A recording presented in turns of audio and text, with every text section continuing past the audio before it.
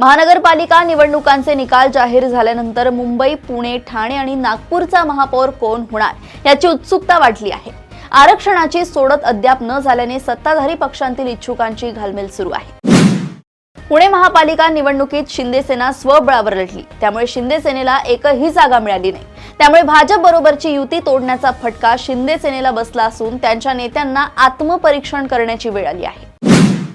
जालना महापालिका निवडणूक निकालानंतर जालन्यात 2 गटात तुफान राडा झालाय। यावेळी लाठ्या काठ्यांनी मारहाण करण्यात आल्यानं तब्बल 10 ते 15 नागरिक जखमी झाले आहेत।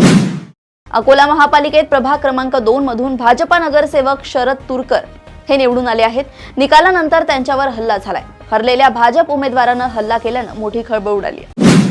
इचलकरंजी महापालिकेच्या पहिल्याच निवडणुकीत भाजपाचा महापौर होणार आहे। भाजपानं 65 जागांपैकी भाजपानं 43 जागा जिंकून बहुमत मिळवलंय। ठाण्यात एकनाथ शिंदे यांच्या शिवसेनेनं गड राखलाय। निवडणुकीच्या आधीच 6 जागे बिनविरोध नगरसेवक निवडून आले। या सर्व यशानंतर आरक्षण सोडत झाल्यावर आता शिवसेनेचा महापौर लवकरच ठाण्यात बसणार आहे।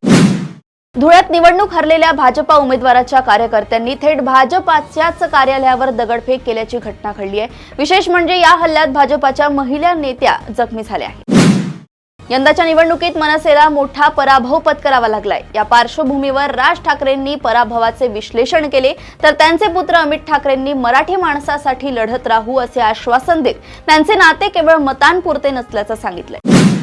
संजय राऊत यांनी भाजप व एकनाथ शिंदे यांच्यावर सडकून टीका केली आहे। सत्ता आणि पैशांच्या जोरावर भाजपही टिकू शकणार नाही। तसेच एकनाथ शिंदे जयचंद ठरले नसते तर मुंबईवर भाजपचा महापौर बसला नसता असे म्हणत राऊतांनी मराठी माणसाचा पाठिंबा मिळाल्याचं सांगितलंय। पिंपरी चिंचवडच्या विजयानंतर बोलताना मुख्यमंत्री देवेंद्र फडणवीस यांनी म्हटलंय की पिंपरी चिंचवडमध्ये जनतेने आम्हाला छप्पर फाडके पाठिंबा दिलाय। त्यांनी एक प्रकारे अजित पवार यांना डिवचल्याचेही बघायला मिळालंय।